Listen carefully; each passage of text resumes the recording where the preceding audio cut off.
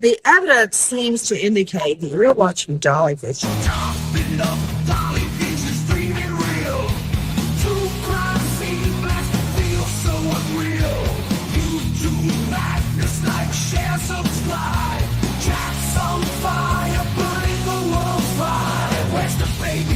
Shadows crawl.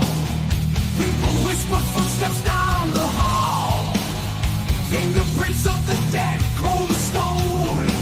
He's got the scoop, best around town known. Dolly Vision headlines, King of Peace.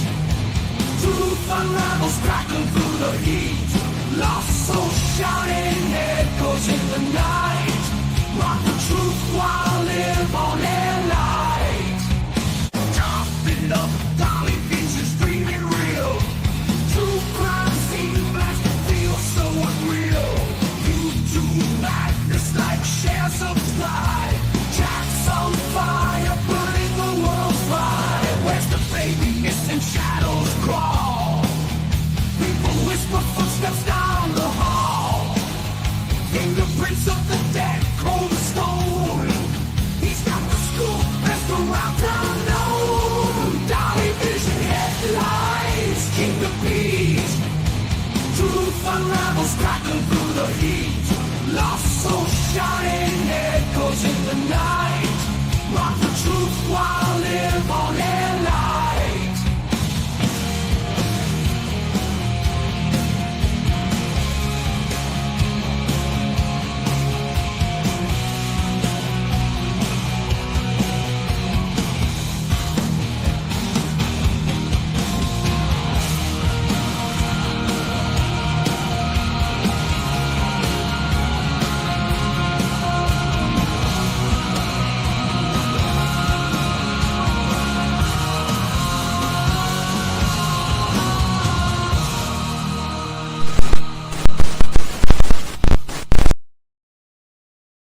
What up, YouTube?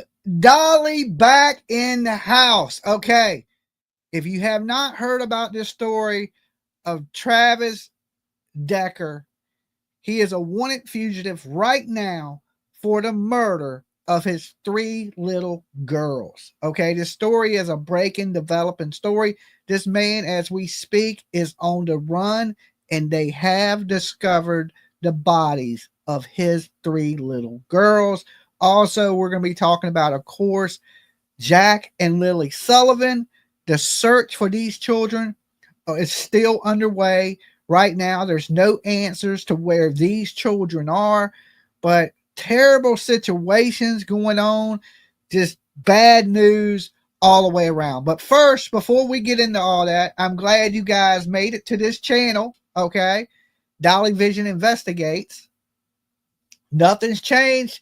Same rules apply here. Make sure you leave your DNA on that like button just in case you go missing or damn Travis Dexter decides he wants to hurt you. I'm going to need your DNA on file so I can track down your killer or find you if you out there missing somewhere in the damn hills of Tennessee or in Nova Scotia, or if you're in Washington State. Dolly got to find you. So leave your DNA on file. Also, if you haven't yet and you're watching out there, sub up the channel. This is my second channel. I usually use this as my backup, but I am going to start streaming here during the day, okay? And then, of course, on Dolly Vision at night. So my daytime show that I'm going to start doing for all my daytime viewers will be right here. And soon everybody on my channel eventually come around to know when we're over here. But if not, you could be super cool and post it on your Facebook and be like, Dolly's live, but he's just on his backup channel, okay? So Travis Dexter, he went.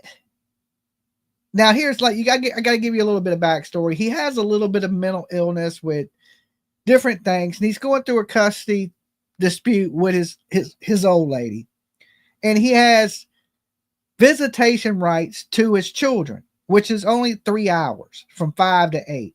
So this man picks up his children. He's basically homeless, living out of his vehicle is what people are saying. And he picks the kids up and he does not bring them home at 8 o'clock. So at 9:30, the ex calls the police and reports these 3 young girls missing. They age from their age range from 5 to 10 years old. There's 3 of them. And she calls the police, and at that point, there's no Amber Alert that goes out, okay, because there's no proof that these girls are in danger or they've been kidnapped. All right. The following day comes around. Of course, the kids ain't been returned. They still don't issue an Amber Alert. They issue a statewide alert that goes out, and they start using cameras to try to track where his truck may be. Okay. Because he's living in this truck and all these things. So they track his truck to a state park camping area in Washington state. When they get there, they see the truck, and there's 2 bloody handprints on the truck. Thank you, Bob, for subbing up. There's 2 bloody handprints on the truck. So first, they start to search the area, and as they go down a little ravine, they find the bodies of the 3 little girls, his daughters. So it appears there's a $20,000 reward being offered for leading to Decker's arrest. Information to contact the U.S. Marshals. Absolutely. This man, you see on the screen with the arrow pointed to him, and that's his 3 daughters in the picture. He is extremely, extremely dangerous. He has former military experience, part of the National Guard, and he is in a highly wooded area, which is kind of crazy with the police searching for him. And he's wanted for 3 counts of murder. So they're asking people not to visit this state park, not to be in these certain areas that he may be in until they can clear these areas. Now, the area that he is in, believe it or not, is a really heavily tourist attraction for Washington state. A lot of people go to this park, but the police are urging people to stay away from the park until they can find out where this man is at. Did he leave the park, or did he run into the woods and he's trying to hide in the woods because he's pretty much an outdoorsman with his experience in the military and stuff like that? So the police gave a press conference. I played a little bit of this press conference earlier, but we're going to go back over it just in case you're tuning in for the first time today and you ain't had a chance to see this. This is a really sad, heartbreaking story, guys. Let me turn this up so y'all can hear the video. Blow it up and let's share it. Sharing is caring.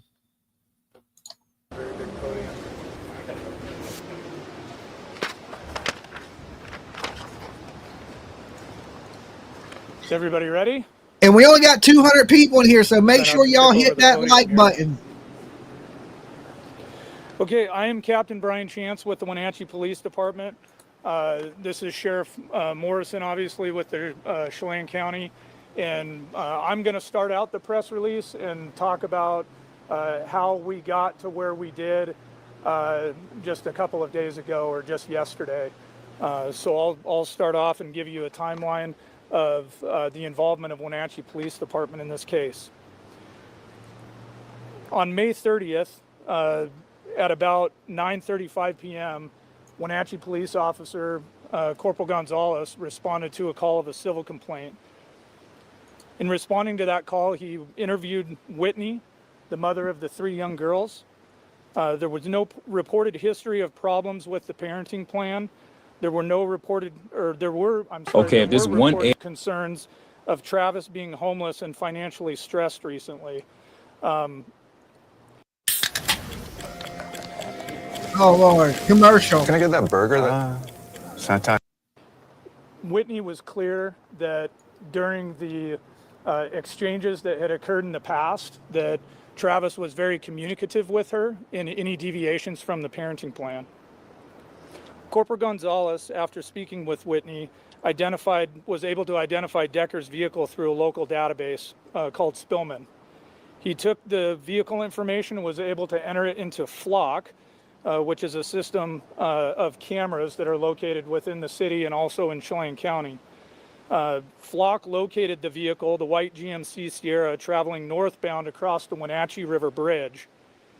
This was shortly after Decker had picked up the children for the visitation. After this information was obtained, And in addition to information that had been received by Whitney that Travis frequented local hotels and often local campgrounds as well, all local hotels and campgrounds in East Wenatchee and Wenatchee were checked by patrol officers from those jurisdictions, and Decker was not located. Park rangers were also contacted at Confluence Park and made aware of the situation. An attempt to locate was then sent out by Corporal Gonzalez to all regional agencies containing Decker's information along with the vehicle information. After that, Corporal Gonzalez made contact with Washington State Patrol and consulted their unit for an Amber Alert. The information at the time did not meet the threshold for an Amber Alert.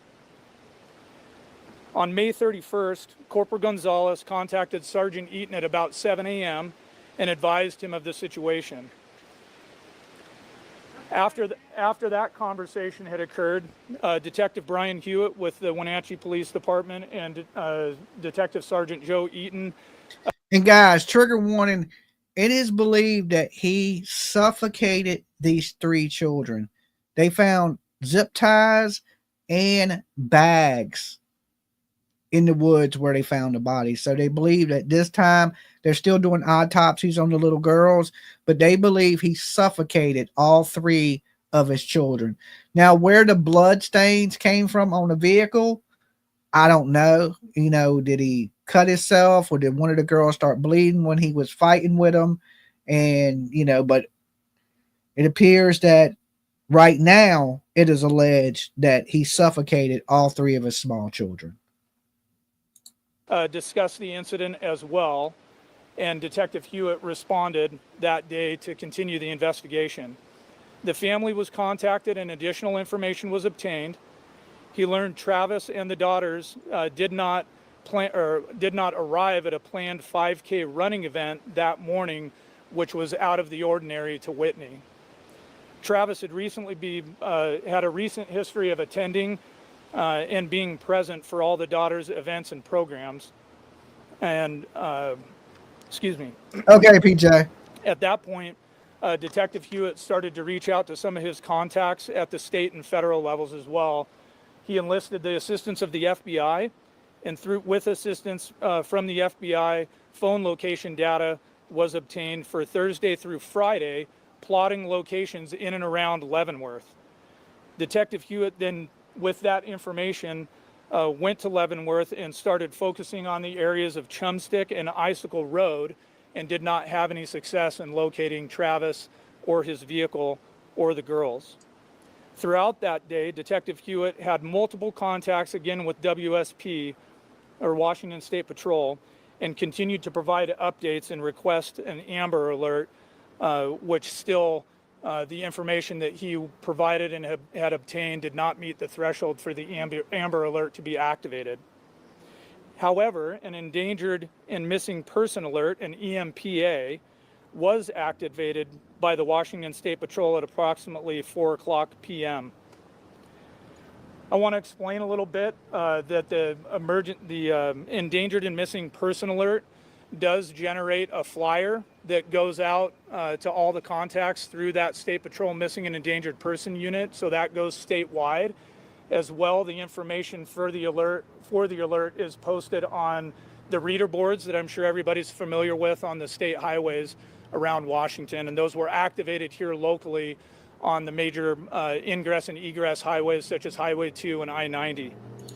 I hope this guy is found quickly, because right now he is a danger to the community, and a lot of people are thinking he's went out into the woods and hurt himself. I don't believe that to be the case. I believe that this man is on the run. He took the police to the woods because he's familiar with the woods, and he believes he can get away that way. Now, he's not the first criminal, to run to the mountains or run to a big set of woods. It makes it extremely hard for them to find him, especially if he's really familiar with them trails in that area, but they're out there right now searching with, all kind of technology, drones, helicopters, horseback, every way possible, trying to find this man as quickly as they can. And they're urging people to stay away from these parks. And if you see this man, Travis, Decker not to approach him. They consider him extremely dangerous. They don't know if he's armed with any weapons, but right now they're considering him extremely dangerous. Do not approach. Immediately call 911, especially for all my viewers that are in Washington, the surrounding areas of that part of town. Be extremely careful. Also, on May 31st, Detective Hewitt had developed and communicated probable cause for custodial. I haven't seen anything about him being found dead this morning. The only thing I've seen is the girls being found dead. I haven't seen anything that says he is dead.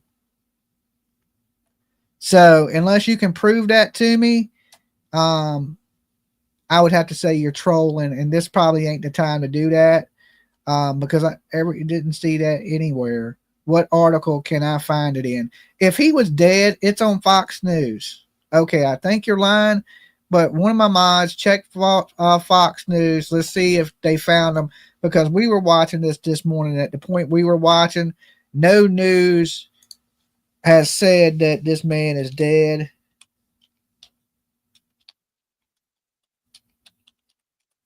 All right. Police search for the guy 5 hours ago. Okay, they're still searching for him. He's not dead. It would be top headlines. So I don't know where you're getting your information from, but it ain't right. Okay, the man is still on the loose. I'm not one checking my emails like I do my phone. No, I don't see it. Yeah, he's not dead. I just searched national news. He's not dead. So people want to come in and disrupt, or you may have seen that somewhere, but it's definitely not true. This man is still on the loose. He's still out there. The kids, Dolly Vision investigate, nothing on Fox News. Okay, kick that person for coming here in line. Make sure you block it. So if they troll, they have to troll with a different name. Interference first degree, 3 counts of custodial interference first degree, and began assembling the paperwork. Okay, if it ain't a troll, let them stay. They just wrong. They have the right to be wrong. People make mistakes. But if it's a troll, get them up out of here. We tolerate no trolls here at Dolly Vision Investigates, okay? We save that for Dolly Vision. But Dolly Investigates, oh, hell no. We got zero tolerance. To obtain those warrants. The following day, on June 1st, Detective Hewitt conducted additional follow-up and completed his initial report and request for the arrest warrants for custodial interference, which were granted and later entered into the system. The following day, which was Monday, the WPD Detective Unit met to devise a plan for the day on follow-up and submitting necessary paperwork for the warrant to ensure that had all gone through. WSP was contacted again, referenced the Amber Alert, yet we still didn't meet the criteria. Now that I use Monday service, AI makes solving tickets my form of meditation. Oh my God, these The commercials don't EMPA tell me. was deemed to be the best fitting alert, and one of the things that I want to share with everybody about that EMPA, because it is a, I'll say, level below or degree below the Amber Alert, it actually comes with an expiration time, and we were able to work with WSP because we did actually reach our expiration for that alert, and it by policy was supposed to have been pulled down, but through good communication, good cooperation, and the relationship that we've built with Washington State Patrol over a long period of time, they agreed to leave that up, and we also enlisted the cooperation of the Department of Transportation as well, who has some input and does actually help WSP run those reader boards as well. So we were able to get that cooperation, and so I want to emphasize that WSP was very good to work with, as was DOT, and we had that information up and available to the public for as long as possible, extending past what the policy said it should have been up there for. Also on Monday, CCSO detectives were contacted and assisted. We communicated with them and developed a plan for CCSO detectives to check the areas of Chumstick and Icicle Road as well.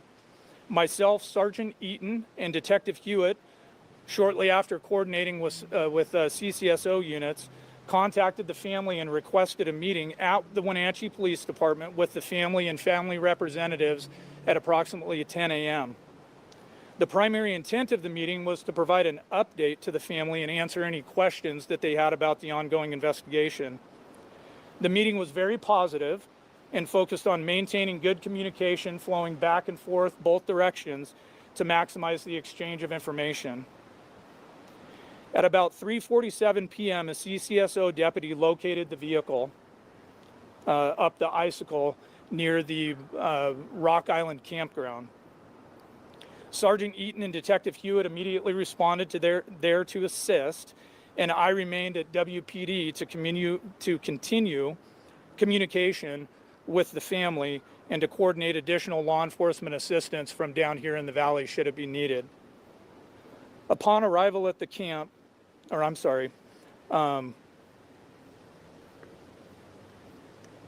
upon arrival up there, the WPD units that responded connected with CCSO deputies that had responded to the scene as well. And from there, they began their ground search of the immediate area around the vehicle. The initial information that we were provided following the locating of the vehicle was that the vehicle was unoccupied, and shortly thereafter we were advised that the bodies of the 3 young girls had been located Wow. in relatively close proximity to that vehicle, and Travis was nowhere to be found. At this point, I'm going to turn What it a over monster. What a to Sheriff monster. Morrison and allow him to continue the press conference. Thank you, Captain. Evening. I'm Chelan County Sheriff Mike Morrison. I appreciate all you being here. I really want to make sure that I point out that it's moments like these where we see our community coming together, paying respects to those young individuals that lost their lives. I want to pay respects to Peyton, Evelyn, Olivia. Your memory will never be forgotten, and we will not stop pursuing justice for you until those that were accountable for this are found. So I do appreciate everyone being here. To follow up, because I know the Captain Chance has already touched on a lot of the topics that we've already discussed, I want to give thanks to the Wenatchee Police Department, Chief Reinfeld, Captain Miller, Captain Chance, Sergeant Eaton with the Detectives Unit that provided Chelan County Sheriff's Office with the information we needed to properly assist them. For those of you who don't know, Chelan County is a large area. We have 2,900 plus square miles. When you're talking about trying to find individuals That's in geographically big. diverse terrain, it's difficult. But by them doing their investigation follow through over the weekend, we're able to pinpoint it in the areas of Chumstick Highway, Icicle, Tumwater Canyon. I know that many of you here from the area recognize that's still a pretty large area, but we're fortunate to have partnerships with the U.S. Forest Service that funds some of our deputies, specifically U.S. Forest Service deputies that are contracted with us. Our Forest Service deputy was able to go up the Icicle. We're about 18 miles up for those of you who have not been up there. And that deputy was able to locate the vehicle of the suspect. We did back off to make sure we were in compliance with Washington state law when it comes to de-escalation, controlling pace. We called additional units. I know that many members of the community were concerned, asking why we were having deputies, police officers from East Wenatchee, Douglas County, Wenatchee PD, responding at a high rate of speed. This was an important situation for us. We took it as a high priority. Once we had additional units on scene, we did secure the vehicle, determined that we were able to bring in additional resources, which was our East Cascade SWAT team that did an additional search of the surrounding area of the campsite in question until we determined that a perimeter had been established and that it was safe enough for additional detectives and the Washington State Patrol's crime lab to come in and assist us as we process that scene. As Captain Chance already mentioned, that was prompted when we did find the bodies of the deceased. Again, our condolences and our heartfelt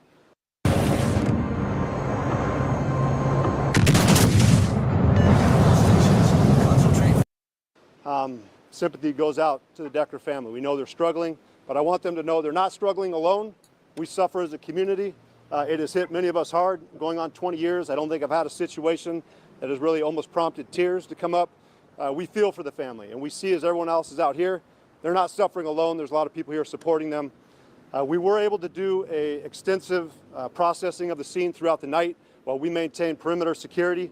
Once that was secured, the vehicle was taken back for an additional search warrant. We brought in additional units to come in and assist us. That'd be our federal partners from U.S. Border Patrol, Homeland Security Investigations, the Federal Bureau of Investigation, the Marshal's Office. They did an extensive search today, in addition to the Air National Guard, bringing in aviation supplies to come in, fly over there. We had drones in the air. we've been conducting a search since early this morning up until later on this afternoon. That unfortunately has not allowed us to locate the suspect yet, but we are not done searching. As we speak, the Marshal's Office, the FBI, they're processing leads, they're conducting follow-up, and we will not rest until Travis is located. Travis, if you're listening, this is your opportunity to turn yourself in. Do the right thing, do what you need to do, and take accountability for your actions. We're not going to go away, we're not going to rest, and we're going to make sure we find you. You will be brought to justice. Yeah, you Those young will. ladies deserve it.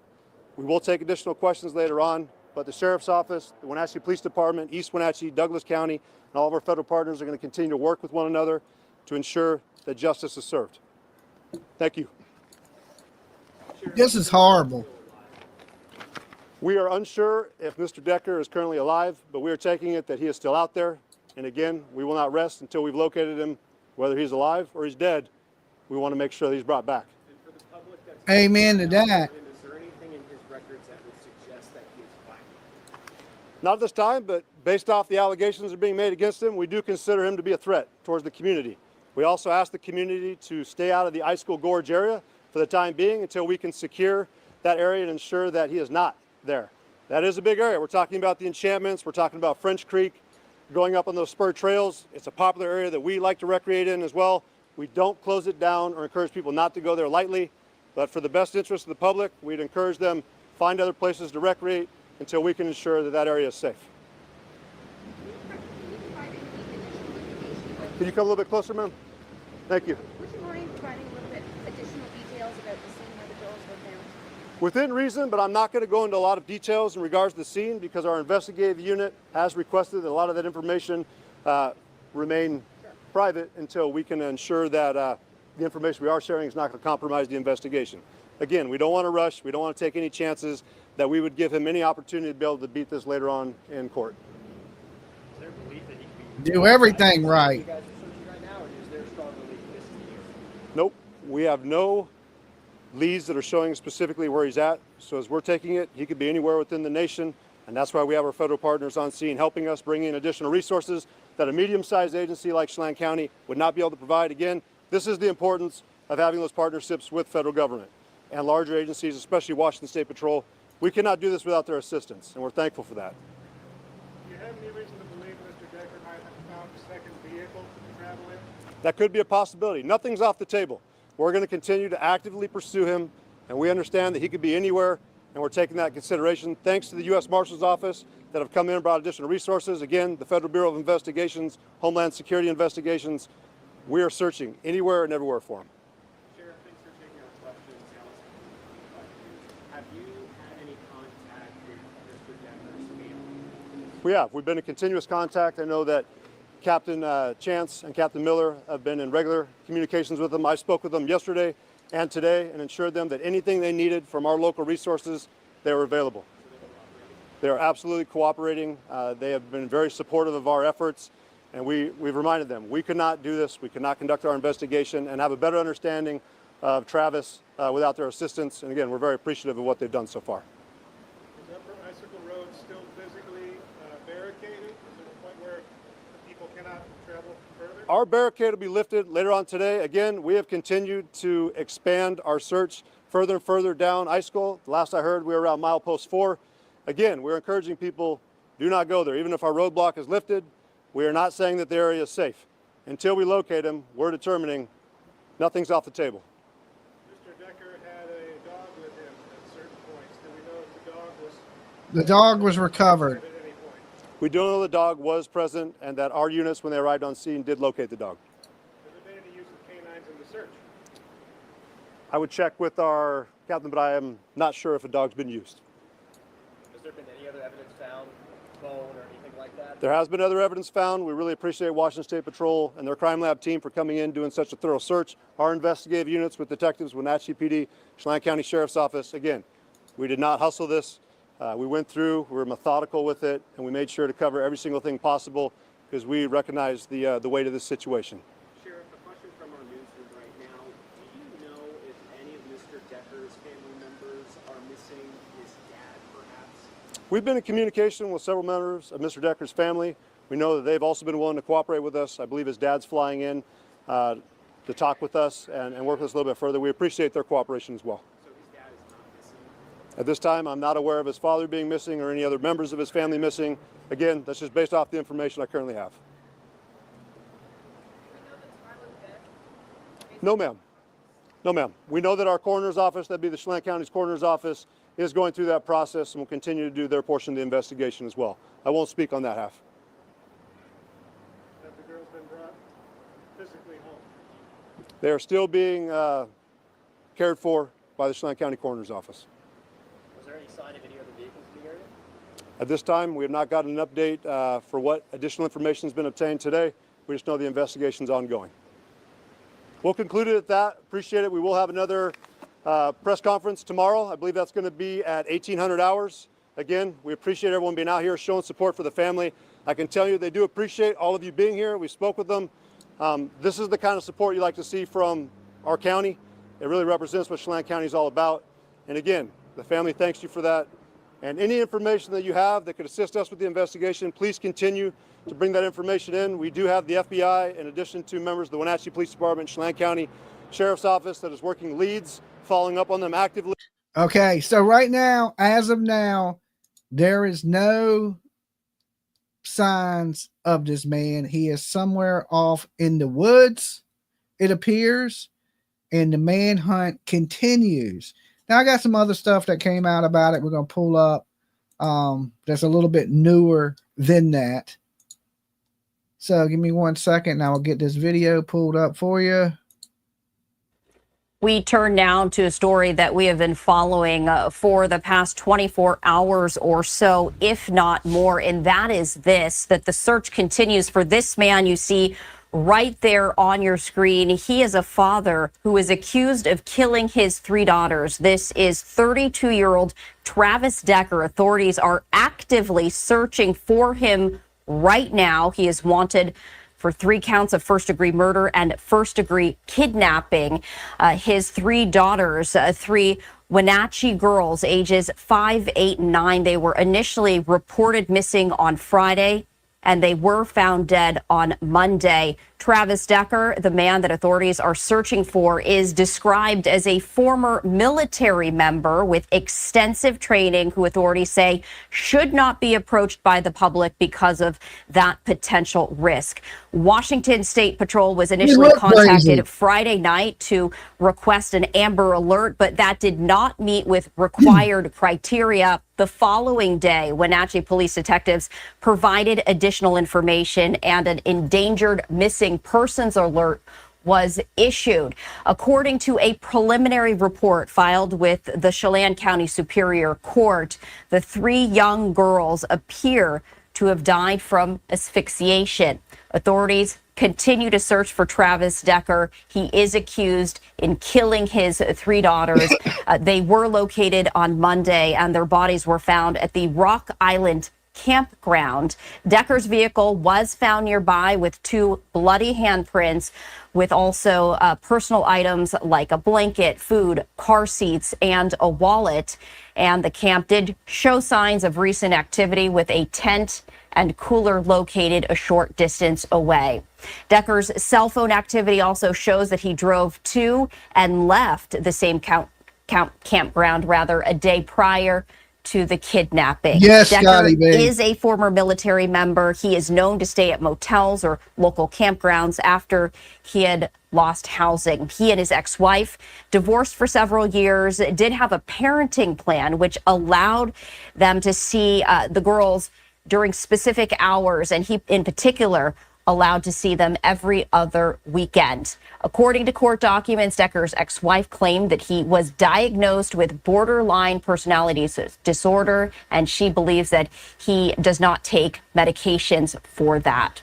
To speak more on this, I do want to bring in Chelan County Sheriff Mike Morrison to speak more on the very latest. And Wow. Sheriff, we appreciate you joining us here on Live Now from Fox. Thanks for having me on. So I want to start This with the RV was very repossessed. latest in this investigation. Authorities have been working around the clock to try and find Travis Decker. What is the latest update? What can you tell us? So currently we have helicopter units up in the air. We thank Sheriff Knowles with Spokane County Sheriff's Office for having his aircraft out this morning. All of our aircraft also launching here at 11 o'clock Pacific time to follow up with Border Patrol. They had their helicopter up yesterday, along with HSI. We have ground units on the ground. Continuing to comb the area, we've had Washington State Patrol, thanks to Chief Batiste, had their investigative unit for the crime lab out processing the scene. We couldn't do it without our state and federal partners, and we're going to continue to push on. We're working with the U.S. Marshals Service today, along with the FBI and Homeland Security investigations, just to name a couple of the agencies assisting us to track down leads. We have the FBI assisting for online information coming on, and we plan on finding Mr. Decker. Now, we do know that the suspect does have a military experience. We also know that there were a number of items found on the campground, and authorities have been able to track cell phone service. When it comes to additional leads, surveillance cameras, witnesses, what can you share with us about any of that? We have our investigative units from Wenatchee Police Department, Thank you, our Joanne. investigative unit, FBI, again, U.S. Marshals Service, Homeland Security investigations, combing the area. We're checking residences. We're fortunate to have a good relationship with the U.S. Forest Service. We have Forest Service deputies assigned to our agency. They're also tracking down cabins that are in the area and looking for any other kind of cameras that we might have missed in our initial sweep through. But thankfully, we got a very supportive community. They've come out with just droves and droves of information, and we feel pretty confident that we're going to be able to get more information to track them. For folks who are not familiar with this area, we do know that the three young girls were found at a campground. Can you describe the layout of this? Is this very rural? Is that a challenge for authorities when trying to search for this individual, for Travis Decker? You know, we were pretty fortunate that Wenatchee was able to do a majority of the investigation over the weekend. They provided information back to us that we got included into the process here on Monday. We deployed our U.S. Forest Service deputy that's assigned to our agency, and we were able to pick up the campsite pretty quick. He's familiar with the area. I mean, we have 2,900 square miles for Chelan County, 87%, which is not accessible by road. So we understand that this is not unique or new to Chelan County Sheriff's Office. We're prepared for it, and we're able to do what we needed to do to find it quickly and hopefully bring some quick resolution to this incident. Some really upsetting information from court documents in terms of how it appears that these three young girls died. There was also indication that there were some bloody handprints found at the campground site. Can you share with us a little bit more about who those handprints might be from? Yeah, so we're waiting to get our results back from the Washington State Patrol Crime Lab. Again, we appreciate them coming through, doing such a thorough, assessment of the scene. And then also we're waiting to hear back from our coroner, who will be doing an autopsy here on Thursday. We'll have some more information to go off of. This is, an investigation that, a lot of people, their hearts are breaking, their parents, it's just very upsetting for, anyone to hear about this. And the issue, of course, continues to be raised about these visitations. From a law enforcement standpoint, should this become a larger discussion point when it comes to Amber Alerts, when it comes to these phone calls, if, children aren't dropped off at a particular time? Yeah, this is certainly a conversation we'd like to have our legislative branch to see if we go back through, assess, see where things have been falling short of what we're aiming for when we initially took this on. We certainly appreciate Washington State Patrol and their oversight of the Amber Alert system, which I know a lot of people have called into question, but they follow the guidelines, the rules, and the restrictions currently in place. And we know that our legislators are going to be currently assessing what we learned from this situation and can we make adjustments. From the public's perspective, when it comes to danger from the public, I know authorities have said, absolutely, if you see this man, Travis Decker, do not approach immediately, call police, particularly with the military background. Can you talk about, whether authorities feel that there might be a danger to the greater public? Well, clearly, I mean, his actions seem to be unpredictable, unexcusable. So Peyton, Olivia, and Evelyn, their voices matter. We are going to be that voice, and we recognize that he is a danger, and he's an adversary to the sheriff's office until we take him into custody. Time is of the essence, no doubt, when it comes to the search area. When it, all right, we're streaming from the newer channel, which is really the old channel, but it's important that you like it, guys. So if you're coming in, there's almost 600 here. Please do me a favor, since this is the first stream on which we consider the new channel now, Dolly Vision Investigates. This is my daytime channel. So please make sure you hit the like button for me real quick. I don't want to have to say it a million times. Just when you come in, be polite, hit the like button. All right. Thank you, guys. it comes to the hours that have now occurred following the disappearance of the 3 young girls, following, just the tragic discovery of their bodies. What are you looking at in terms of the timeline as you're trying to track this suspect down as quickly and as safely as possible? Anything and everything. We haven't taken any breaks since this incident broke out. We found the vehicle. Our units have been on the ground. We've got our SWAT. Yeah, I hope he don't hurt himself either. I don't wish that. Like, I hope he reaches for something though, and they had to put a hot one in him. Okay.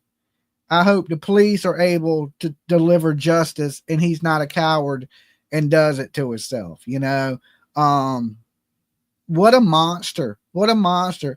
Unalive 3 beautiful kids. And the court system has failed these children. This man is borderline schizophrenic and homeless, and they're letting him see his children. I can understand seeing his children, but it should have been supervised.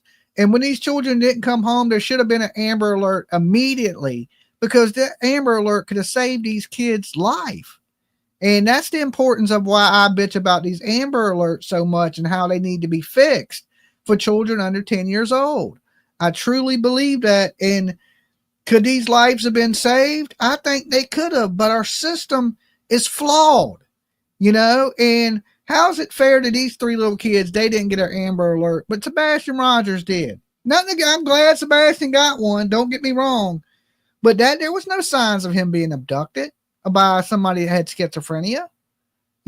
Like, these kids were in extreme danger not coming home when a man is a known schizophrenic and he has 3 small children and he's unhinged. Like, oh my God, what does it take for people to take things serious? Thank you, Pat, for becoming a new member. Team deployed. We've called every single federal resource that we partner with. We appreciate them coming out and helping us so quickly. We've also called upon our local resources, Washington State Patrol, Spokane County Sheriff's Office, and we'll probably look to King County and Snohomish County as well to get their aircrafts up in the air, because we have a lot of ground to cover. But we will not rest, again, until he's found. Just an additional question. I know that a lot of the items were found alongside the truck. Is there any indication that this suspect may not have access or readily access to food and water, and that might flush him out eventually? Or do you think he might be carrying some extra items that might help him sustain himself, perhaps in the wilderness or wherever, without breaking cover? We're not ruling out any possibility. Borderline personality disorder is basically your damn schizo.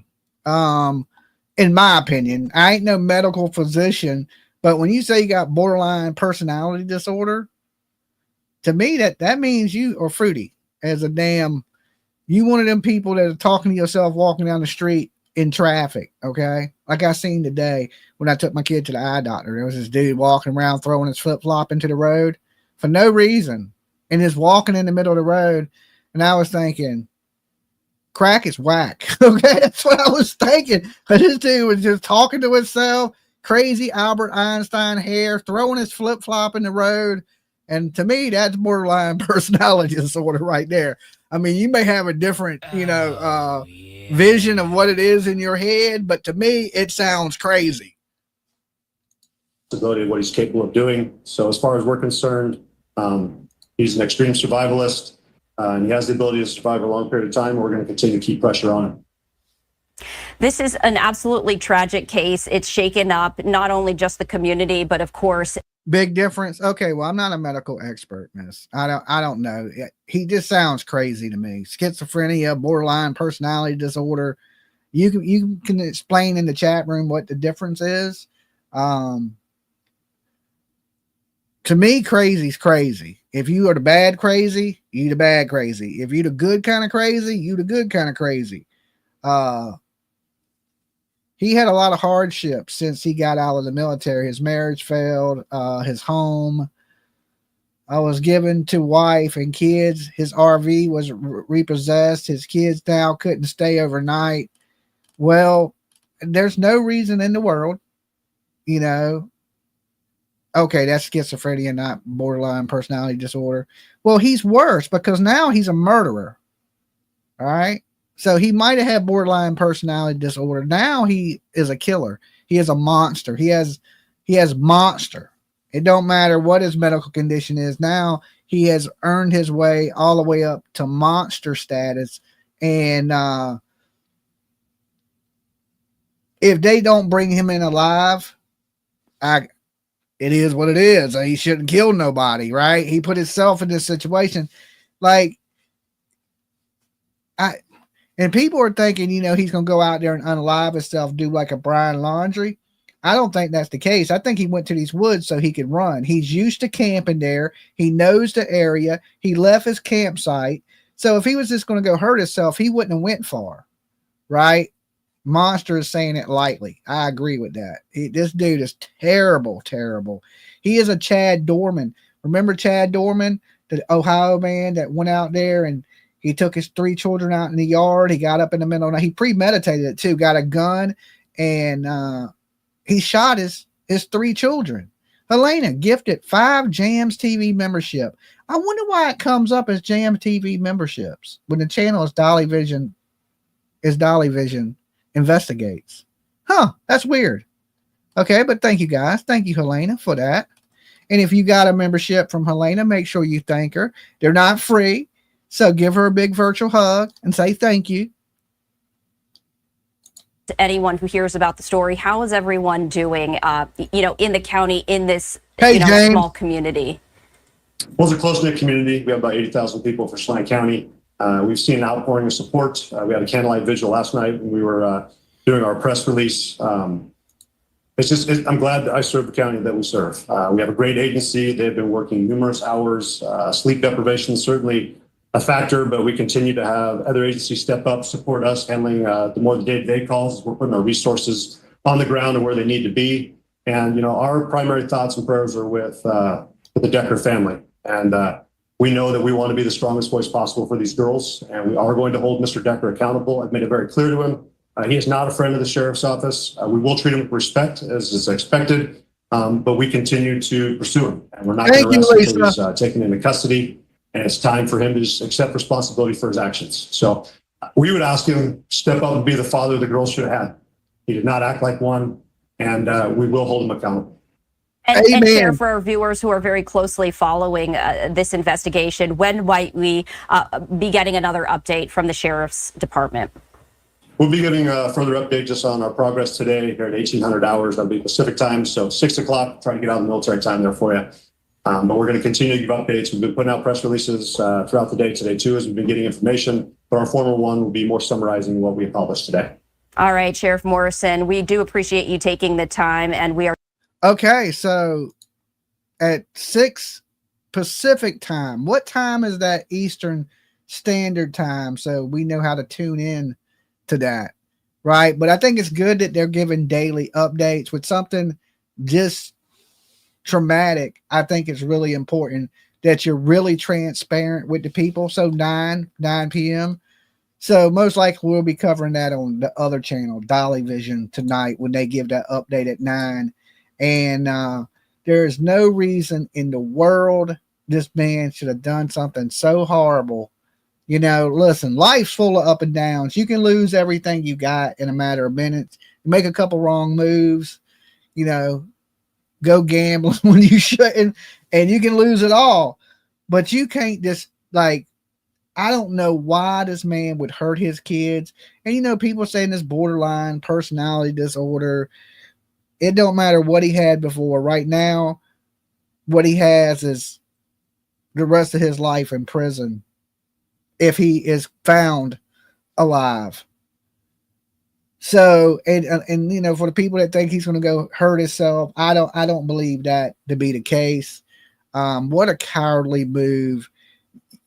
He's going to be another Chad Dorman, somebody that gets up in court and cries, and then once the cameras are off, there ain't a tear in his eye.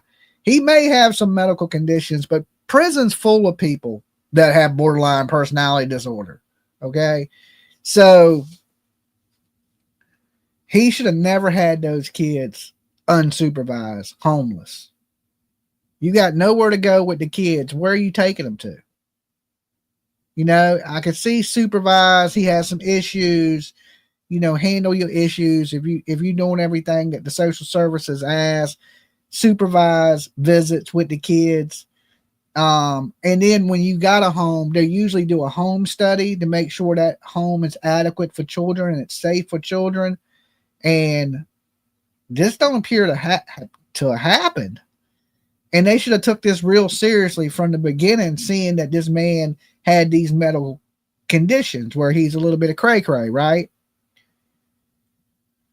So I don't know. They're going to be hunting through the night, and they've been hunting since they found these little girls on Monday. So I'm sure they've been going nonstop, and they haven't found him in what's the day? Wednesday? Yeah, today's Wednesday. So they've been searching for him for 2 solid days and haven't discovered him yet. And I'm sure that they're, flying people in by helicopter and dropping them farther into the woods so they could set up a perimeter. So if he does run through the woods, they can probably cut him off. Dolly, would I be out of line to ask about another case? Oh my God. Karen Reed, another mistrial. A dog is how her husband was unalived. No, a dog was not how her husband was unalive, and it wasn't her husband. He was hit by a car and left to die. Taillight pieces were in his clothing that match her car. John O'Keefe died from being left there in the yard. I don't know what brought that up right here, right now, but definitely he was not killed by a dog. The autopsy says he was killed by blunt force and combination of hypothermia. The dog bites were on his arm, wasn't his neck, and they weren't even dog bites. They were broken pieces of glass from the taillight. Like, please don't believe everything you see on the internet. I dealt with a lot of Karen Reed simps today, and I do not know what's in that Kool-Aid, guys, but oh my God, it must be good. I live in reality. I don't go with the popular opinion. I go with actual facts. Okay? Factual facts. Amber Alert should have gone out Friday. Absolutely, it should have. This is what we've been talking about on the other channel, Dolly Vision, about these Amber Alerts and how they need to be changed, and we need to do what we can do to change how these Amber Alerts go out. And, a police officer spoke on it today, and he said he don't want them to be Amber disturbances to where it don't alert people because people are tired of hearing them. Right? Well, what parent out here would get tired of hearing them? And if that's the case, why don't they just put out as many as they need to put out and allow people to opt out of getting them? Well, you don't want them? Okay, we won't give them to you. But let everybody else that does want to know about these missing kids know. There's people out here, there's thousands of people in the true crime genre that we wouldn't care if you hit our phone up a few times a day with Amber Alerts. We would like to know what kids are missing and what's going on. I don't think it would be a disturbance at all. I think it would be a really good thing. We live in an era where they don't even put kids on cereal boxes anymore. On the milk cartons, nothing. Right? Nothing. A lot of times, shout out to Walmart. Okay. Walmart has a missing persons board that you go into Walmart right after the registers. You look on the wall. They have from that, Center for Lost and Missing Exploited Children. They still have a board. It's basic, but it shows the kids that are missing. Some of the kids in the area that you're in, some of the kids nationally that are missing. And, so thank God that Walmart is cool enough to do things like that. And definitely big shout outs to the Center for Lost and Exploited Children. Mr. John Walsh, okay, hero. He had to go through the worst tragedy in the world to make these things happen. But every time I look at that board, I think about his son and the tragic thing that happened to his son at that store. And it come to find out, we watched John Walsh speak at CrimeCon, and he said that the store employee actually kicked his son out the store He wasn't even kidnapped from in the store. He was kicked out the store and then he was grabbed. Okay, I see number 212 on the likes. Thank you so much. And then, of course, he became one of the biggest child advocates in the world. And now, of course, you know, America's Most Wanted.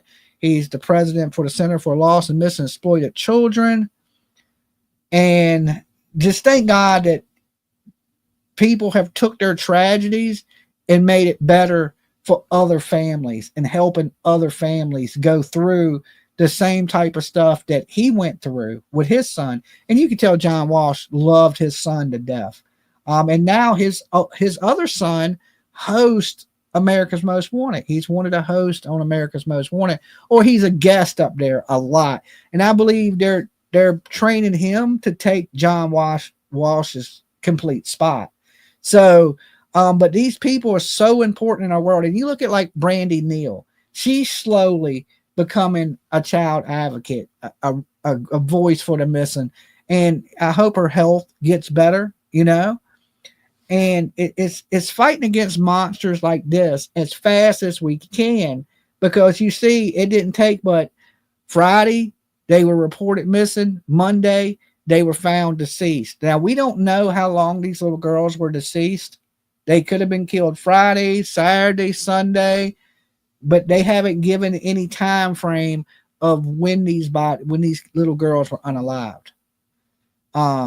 Right now, that's all up to the coroner and things like that. And some people are saying there's blood, but they are saying there was zip ties and plastic bags. To me, that shows premeditation, that you knew you were going to kill these kids. If not, you wouldn't have had zip ties and plastic bags. Okay. But he knew he was going to hurt these kids. So this ain't something that he just in the middle of something he snapped. This is something Travis Decker planned. All right. People, there's these weird premeditation things going on. And, you know, in the title, we talk about Jack and Lily Sullivan. Okay. Missing out of Nova Scotia. They've been missing now for a month. No signs. Home with the parents. Okay. The stepdad and Malaya, the mother. And a lot of things have been coming out that's been being said in, you know, the media and on YouTube. Thank God for YouTube. YouTube sometimes puts out stuff that the media don't even get. Okay. Like these messages coming from Daniel. We discussed them on the stream last night on Dolly Vision. We went over it for a long time last night. I think the stream was like 8 hours or something like that. But we went into a little bit of everything on that case last night. And I was going to do a longer stream here going over the whole timeline and things like that. But I think I'm going to save that for later because I got a little bit of a late start today because, of course, I had to take my daughter to the eye doctor. But in those text messages, he said some things that were pretty damaging to their case. And one of the things that stuck out to me is he said that the 10 a.m. reported missing time is not true. That was in his text messages. So y'all lied about what time the kids went missing. What else did you lie about? Okay. To me, if you're going to lie about anything in this case, it's too much. You know, their story in the Jack and Lily Sullivan case has changed multiple times. So, to me, the truth never changes. And if your story's changing up, to me, it puts out huge, huge red flags, right? Jack and Lily, according to the police, they're not in the woods.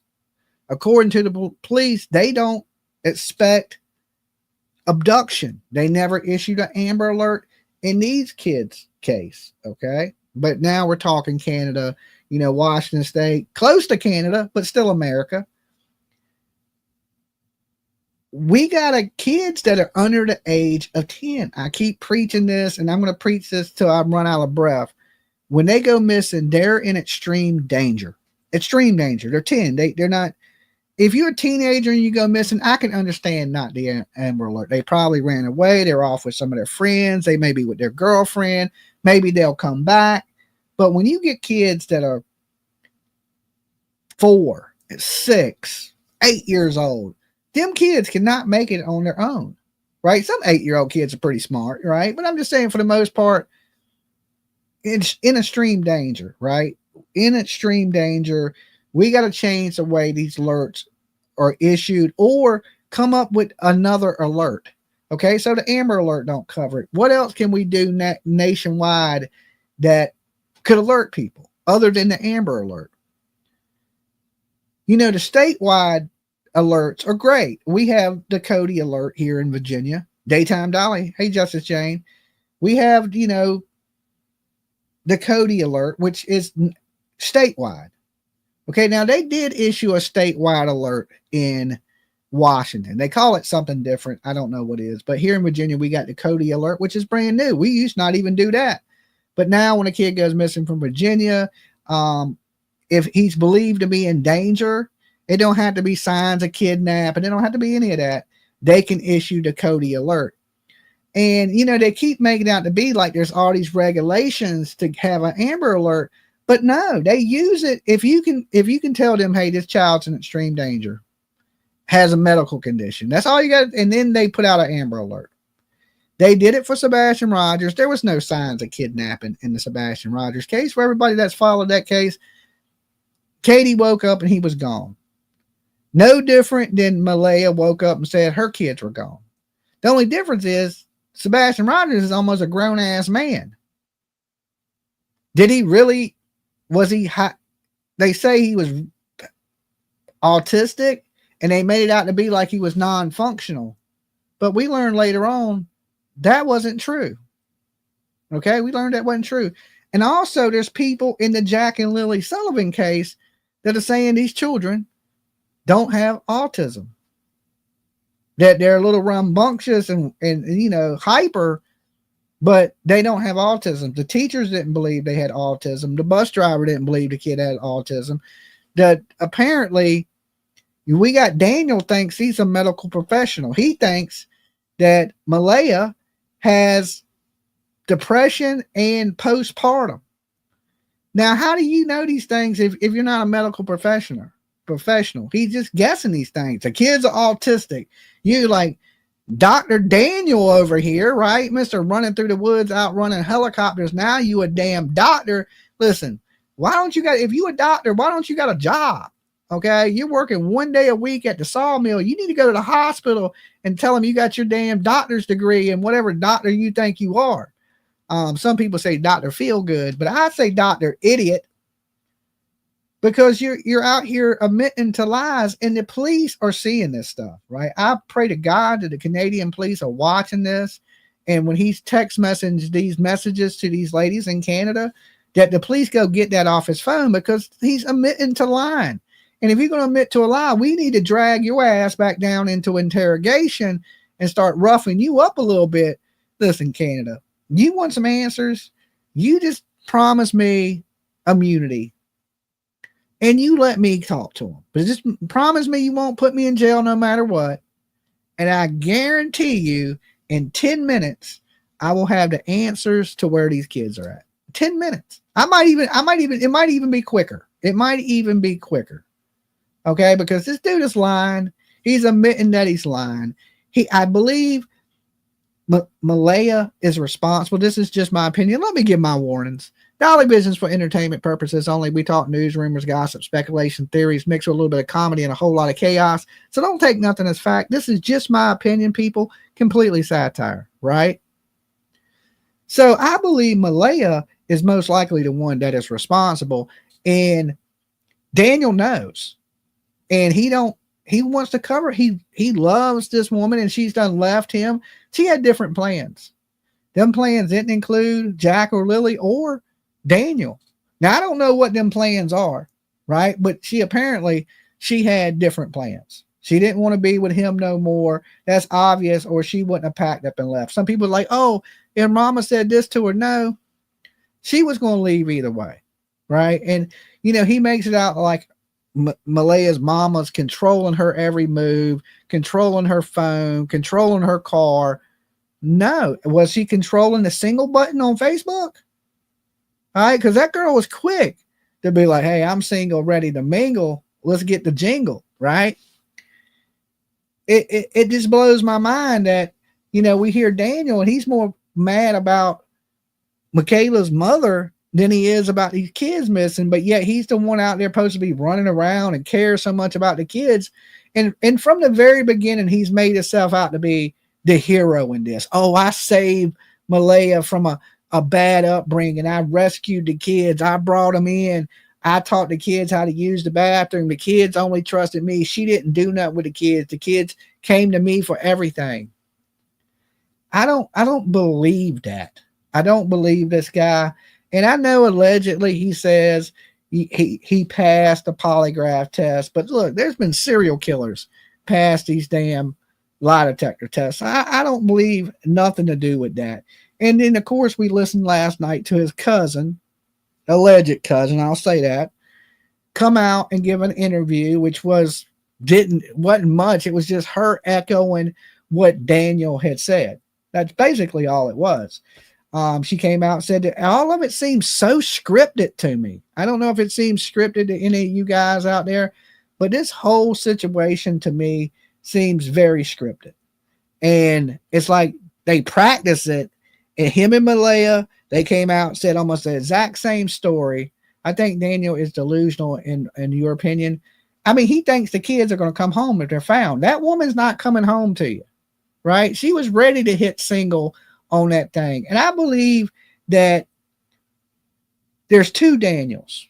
There's a Daniel that she met at the waterfall, right? And you know, I want to be the old Daniel. Well, what's the new Daniel? He must be a total asshole that you got to go back to the old Daniel, right? Now, Dolly, I just want to be Dolly. I don't want to I'm the same Dolly as I was the day y'all first tuned in, the day y'all sub. I don't want to go back to, there ain't no going back. If I go back, it's the same. I've been the same person forever. To me, this dude might have borderline personality disorder too. Like the last dude we talked about, Travis Decker, right? That hurt these three kids. And it just blows my mind how many people out there can just actually hurt their kids. Like, well, I ain't got nothing better to do today. Let me hurt my kids. What is in the water? What is going through people's minds? Is it violent video games? I don't know. We need something to blame it on, right? Or is it just people have no connection with their kids anymore, and they figure if they hurt the kids, this will get back at the mother? Was he trying to hurt the mother for leaving him, and he hurt the kids because of that? Like, oh yeah, you're gonna do me like this, I'll hurt the kids. You call it selfishness. I don't know. I try to figure these people out. You know, that's one of my interests. What interests me the most about these cases is some people say, damn, Dolly, how can you be all into these serial killers like that? That's a little weird. But it ain't really that I like what they've done. Okay, that ain't what interests me. Hurting people, I don't find that good at all. What interests me is their brain. Okay, like what makes people snap? Because I think people all born good. You know, I've seen the movie Omen where the kid's born the little devil kid and stuff like that. But I generally believe that people are born good. That you're a sponge, like empty, you know, and there's a puddle of water and you're sucking up that water, right? You suck up the world around you. You're like, you know, people have said this, you're a product of your environment. You become what you need to become, or you become what you learn. It's learned behavior. So I believe a lot of these people at one point were normal people. And then one day they woke up and something had changed, right? It's that interests me about serial killers. Like it was the day that Ted Bundy said, okay, well, I think I'll bash these women's heads in today, right? Instead of going, hey, I'm going to go do my college homework. But now today, I think I'll butcher some women. There's something that goes on in the mind that changes. Ted always said it was pornography made him look at women a different way, and then he wanted to hurt women. I don't know how true that is, but that's what he said. That was one of, but he was a lying ass dude, and he would just, you know, say all kinds of shit.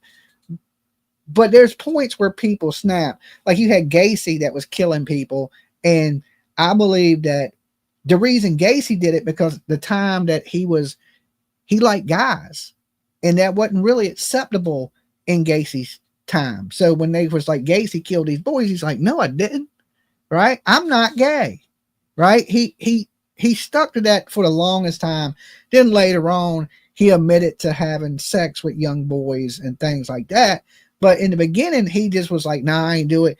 I believe, and this is just my belief, that it was so frowned upon in Gacy's day that he didn't want people to know he was homosexual. So he unalived these boys so they couldn't tell anybody. And because in his mentality, it was so bad to be that, and he didn't want to be called that.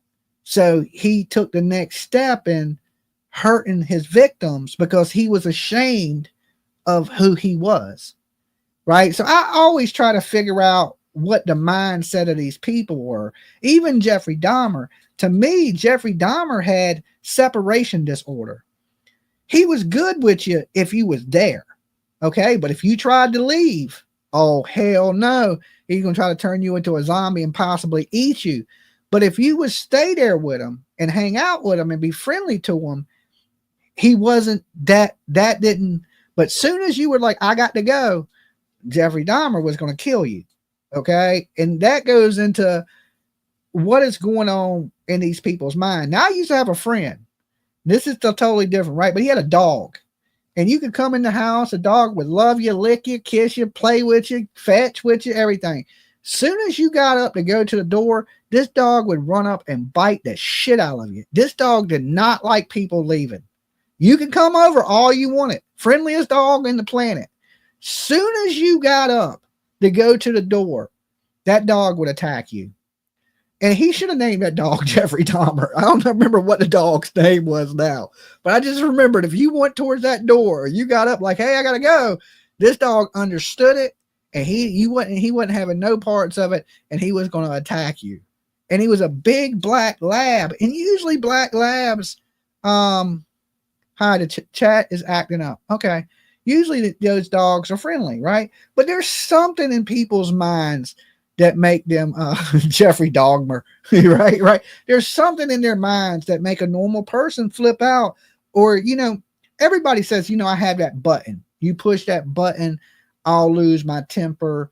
But I think these people, it's more than a button. It's a switch. And once that switch of kicks on, and that fantasy of hurting somebody has to be fulfilled. As crazy as that sounds. And I think a lot of these people that we execute, the prolific people, the big ones that you can learn from, I think some of these people should have been studied and not executed. I truly do. Because I'm one of these people right now. I believe in the world we live in right now, we are breeding serial killers. We're breeding mass murderers, rapists, spree killers. We are breeding them. And you don't think we're breeding them? Look at Brian Kohlberger. Young man, wants to be Ted Bundy. Okay? Society is so much worse now than it was in the 70s and 80s. Look, we had serial killers in the 60s, 70s, and 80s, right?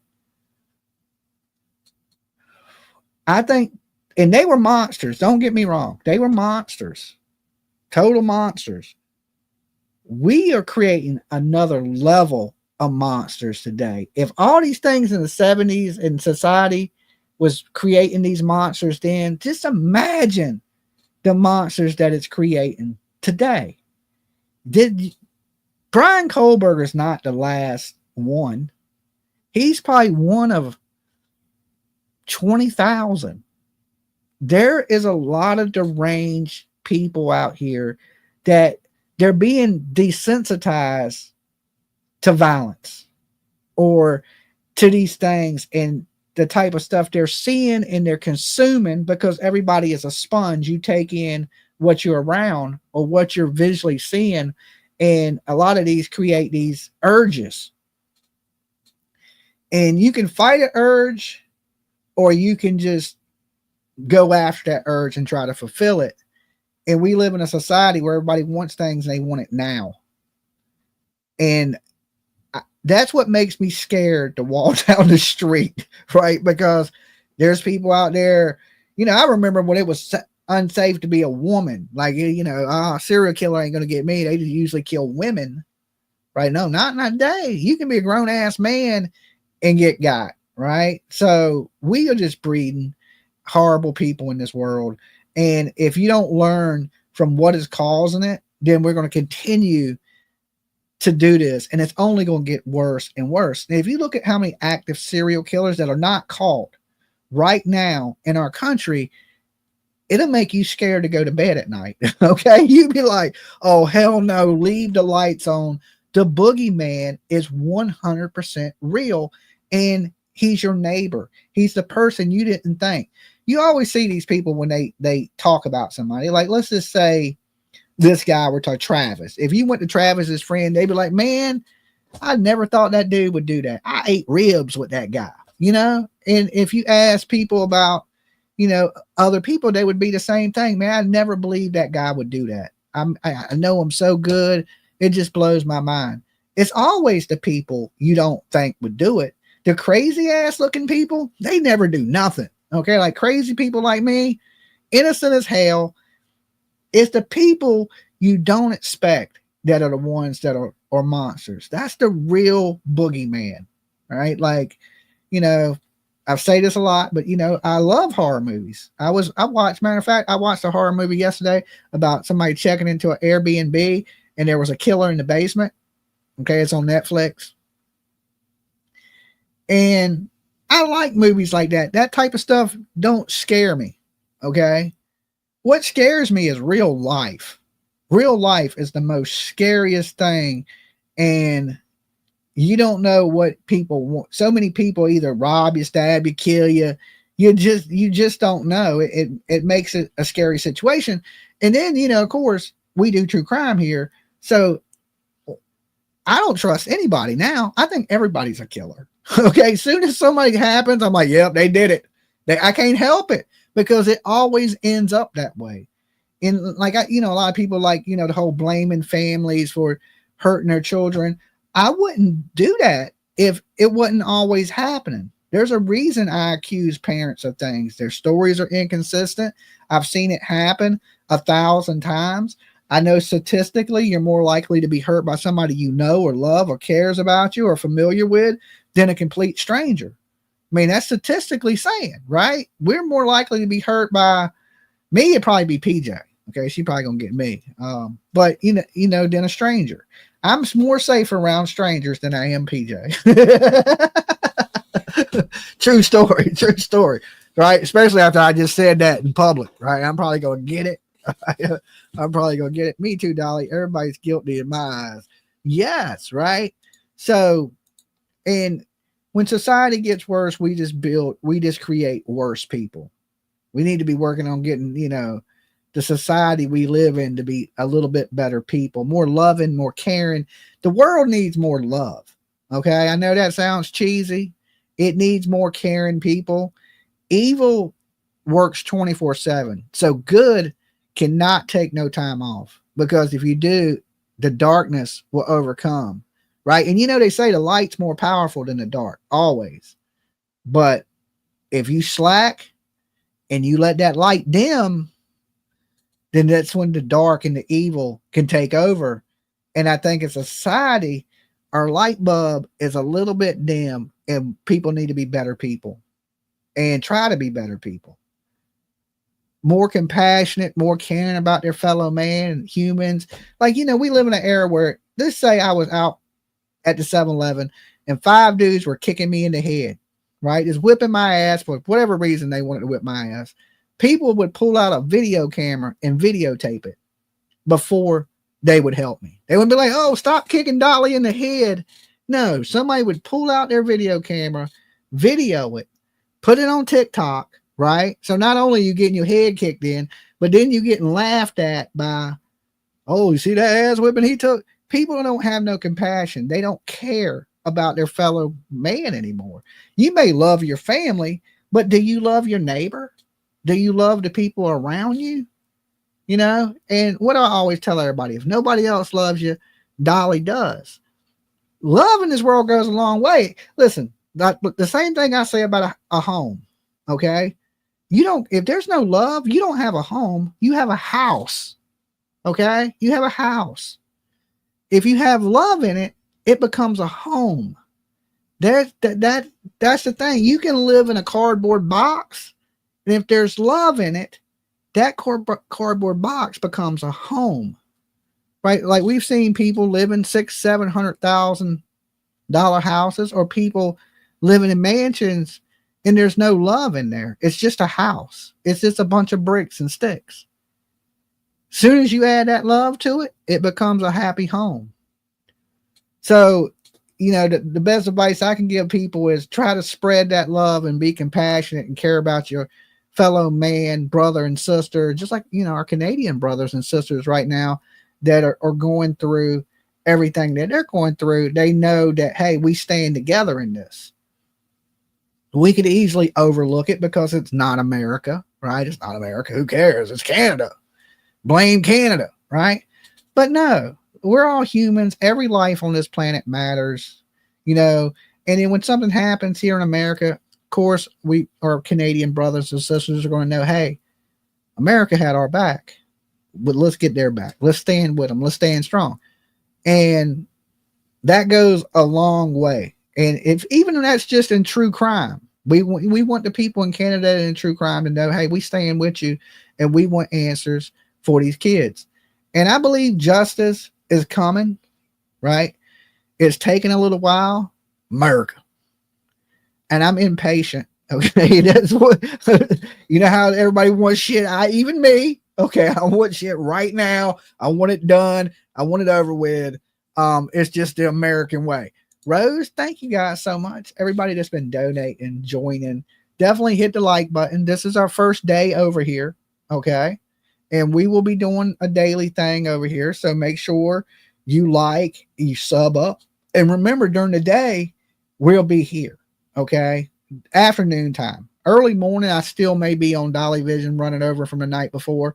But night times will be, you know, after 6, it'll always be Dolly Vision. Before 6, from 12 to 6, I'll be here. Okay. Not every day, like that time frame. Look for me in those time frames.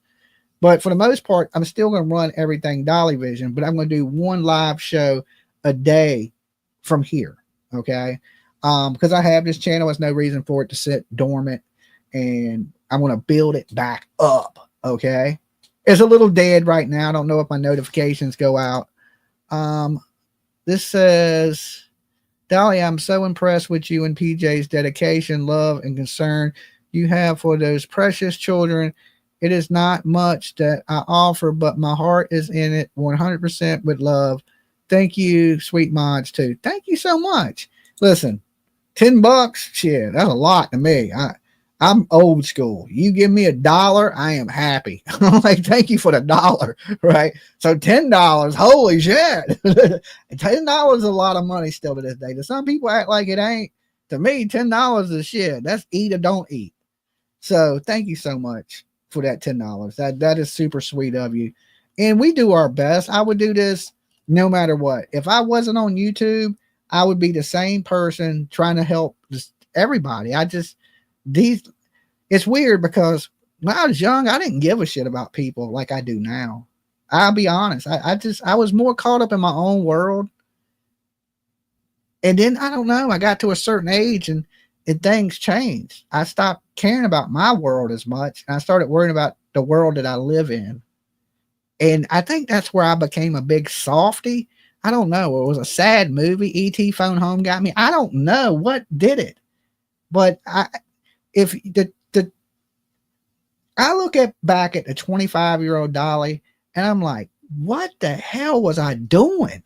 What the hell was I doing? I was a totally different person, right? What I was concerned with was fucking stupid. Young Dolly just, I thought I knew everything at 25 too. What I realized at 50 is I didn't know nothing. I was dumb as hell, right? I look back at my old self and I'm just like, how could I have been that way? But these days I look at myself like, hey, I'm going to do good. And I try to do good.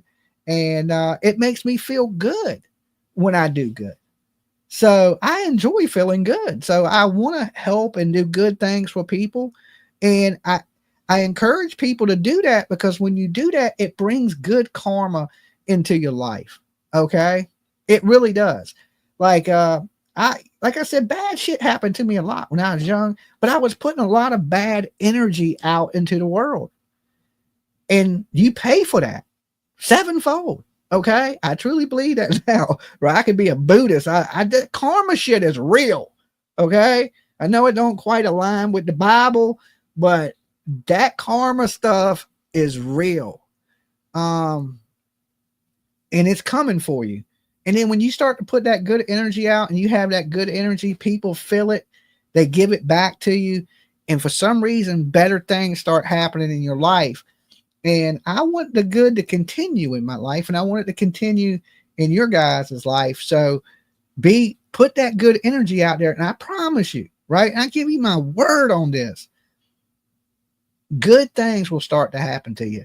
This is say you are a shitty person today. Okay. It happens. Like I said, 25-year-old Dolly sucked ass. You can change a little bit each day. I mean, it ain't something you got to do overnight.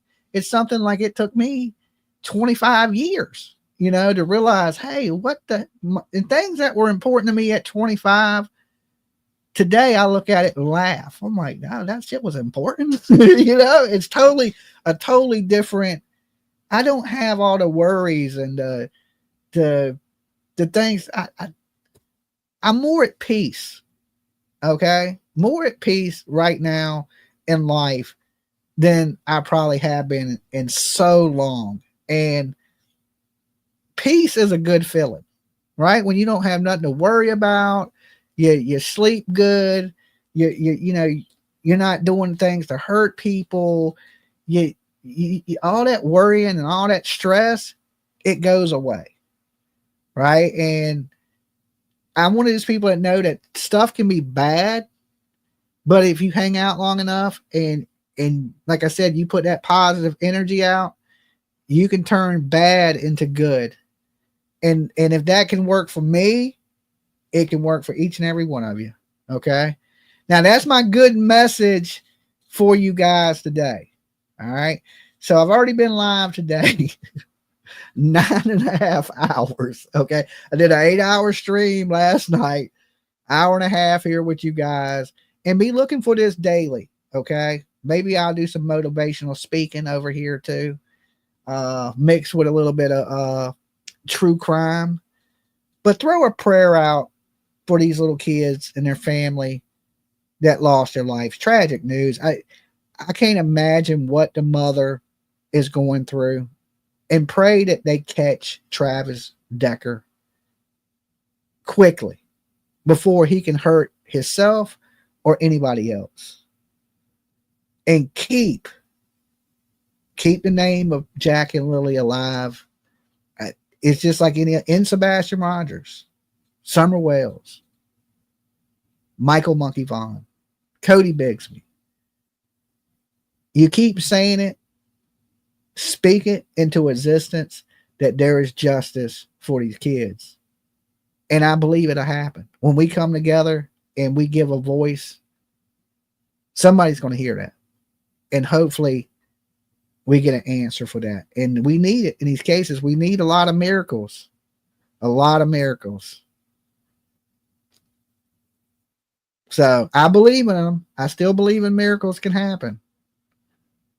But hey, we gotta ask for them. We gotta ask for them. So listen, guys, you all be good. Tell me what you think about the situation with Travis Decker. Pray to God that they catch him. What should they do with him? Now, I don't know if Washington State has the death penalty. Does anybody know in the chat? Does Washington State have the death penalty? I pray to Lord they do. I pray to Jesus, little Jesus, please let this state have the death penalty. I don't know. Does anybody know? Anybody from Washington?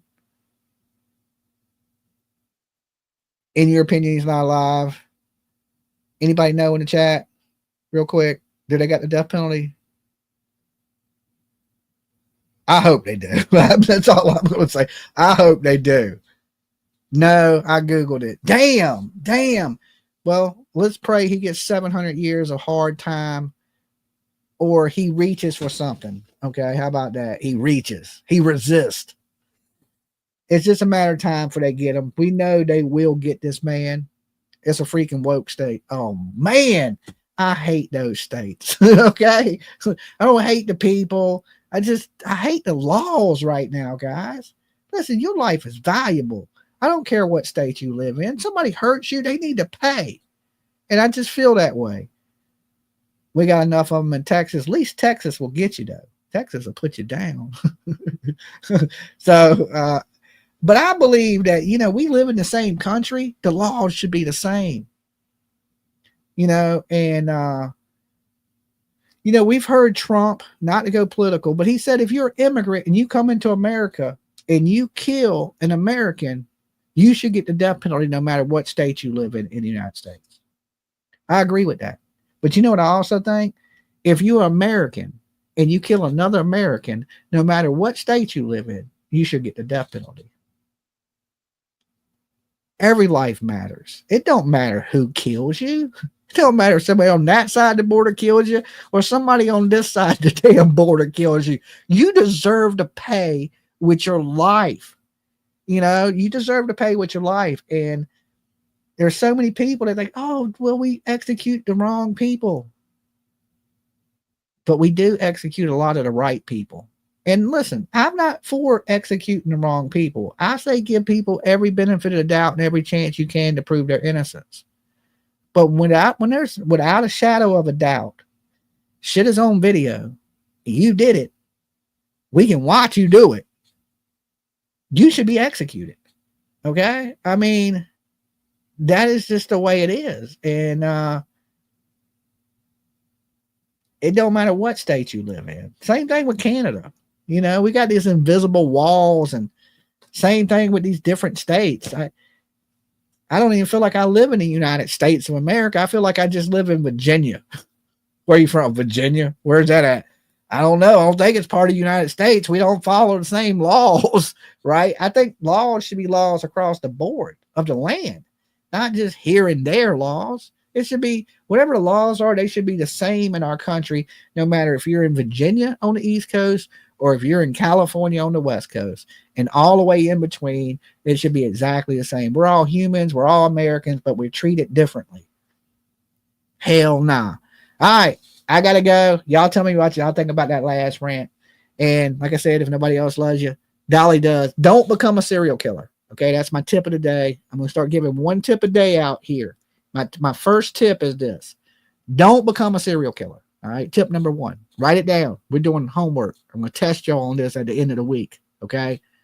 Tip number one, don't be a serial killer. Peace.